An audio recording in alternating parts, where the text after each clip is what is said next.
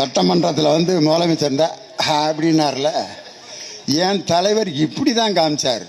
என்ன அர்த்தம்னா பேசி முடிச்சிட்டோன்ட்டு, அதை கூட ஒழுங்கா காட்டாம இந்த அப்படின்னார். ஆர்கே நகர்மணி ஐயாவை நல்லா கவனிச்சு பாருங்க. ஸ்டாலின் சார் பத்திரிகையாளரை பார்த்துட்டு இப்படி பண்ணதை எவ்வளவு அழகா செஞ்சு காமிக்கிறாரு.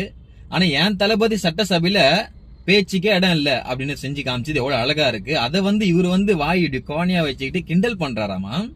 ஆக்சுவலா அந்த மாதிரி பண்ணும்போது ஐயாவோட முகம் எப்படி இருக்குன்னு பாத்தீங்கன்னாக்கா, இந்த நாயை கல்லு தூக்கி அடிச்சா கோரஸா கத்திக்கினே போவோம் பாத்தீங்களா, அப்படி கோணியா வச்சுக்கிட்டு வாய் அந்த மாதிரி இருக்குன்னு நான் நினைக்கிறேன். நீங்க என்னன்னு சொல்லுங்க.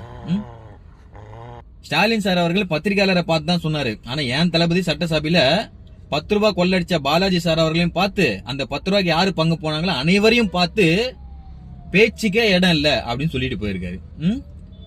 உங்க சார் ஸ்டாலின் சார் அவர்கள் சொன்னது பேசி முடிச்சுக்கலாமே அப்படின்னு சொல்ற மாதிரி தான் எங்களுக்கு இருக்கு. ஆனா என் தளபதி சொன்னது பேச்சுக்கே இடம் இல்ல அப்படின்ன மாதிரி இருக்கு.